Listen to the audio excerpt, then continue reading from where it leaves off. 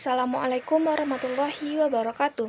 Perkenalkan, nama saya Alia Putri Trianingsih, NIM 3321287, Prodi Perbankan Syariah, kelas BSH, Fakultas Ekonomi dan Bisnis Islam. Baiklah, di video ini saya akan menjelaskan tentang metode pengukuran peramalan permintaan dan penjualan, yang dimana sebagai tugas akhir semester 1 mata kuliah pengantar bisnis yang dosen pengampunya yaitu Ibu Sri Murnianti, SE MPDE. Pengukuran permintaan adalah usaha untuk mengetahui permintaan atas suatu produk atau sekelompok produk di masa yang lalu dan di masa yang sekarang dalam kendala satu aset kondisi tertentu. Ada beberapa teknik dalam mengukur permintaan produk, yaitu 1. Penggunaan data import produk yang bersangkutan jika selama ini sebelum proyek yang bersangkutan belum pernah menghasilkan di dalam negeri dan produk yang bersangkutan merupakan produk substitusi impor. Yang kedua, penggunaan data ekspor, impor, dan produksi dalam negeri.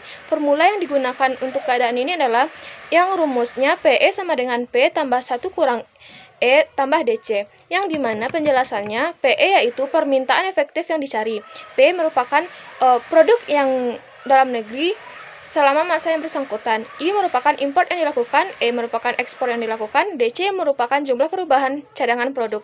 Yang ketiga yaitu metode rasio rantai, yakni metode yang menghitung permintaan efektif dengan cara berbagai dalam komponen-komponen yang lebih kecil dari satu mata rantai, urutan dari variabel yang berpengaruh terhadap produk yang bersangkutan. Adapun metode peramalan permintaan dapat dibagi menjadi dua jenis, yaitu peramalan jangka pendek. Peramalan jangka pendek yaitu peramalan yang dibuat untuk memenuhi target permintaan pasar dalam jangka waktu pendek.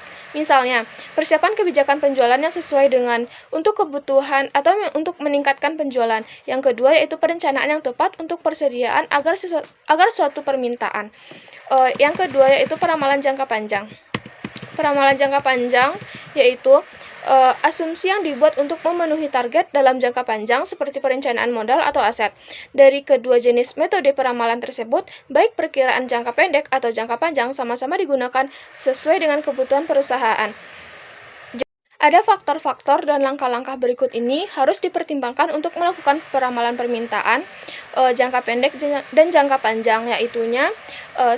Metode yang paling relevan untuk peramalan. Yang kedua, memprediksi faktor-faktor yang terlibat yang dapat mempengaruhi permintaan produk. Yang ketiga, memperoleh data tentang faktor-faktor yang dapat mempengaruhi permintaan. Yang keempat, menemukan hubungan yang paling sesuai antara variabel bebas dan variabel tergantung. Yang kelima, permintaan dan analisis hasilnya.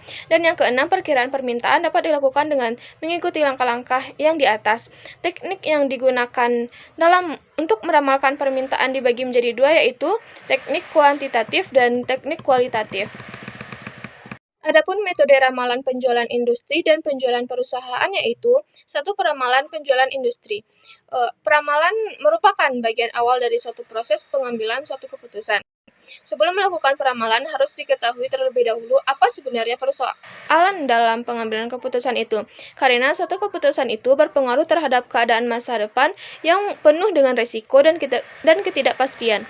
Risiko itu menunjukkan keadaan yang tingkat ketidakpastiannya lebih rendah karena telah mempergunakan data yang tersedia untuk meramalkan terjadinya suatu keadaan tertentu. Sedangkan ketidakpastian menunjukkan ada suatu keadaan yang benar-benar tidak ada data yang dapat dipergunakan untuk memprediksi atau meramalkan terjadinya peristiwa tertentu.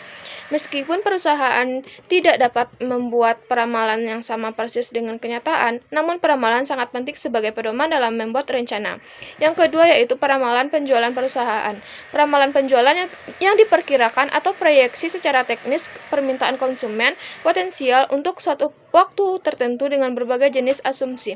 Atas dasar peramalan penjualan yang disusun ini, manajemen perusahaan akan dapat memperoleh gambaran tentang keadaan masa depan perusahaan. Baiklah, adapun kesimpulan dari video saya ini yaitu peramalan adalah proses untuk memperkirakan berapa kebutuhan di masa yang datang yang meliputi kebutuhan dalam ukuran kuantitas, kualitas, waktu, dan lokasi yang dibutuhkan dalam rangka memenuhi permintaan barang ataupun jasa.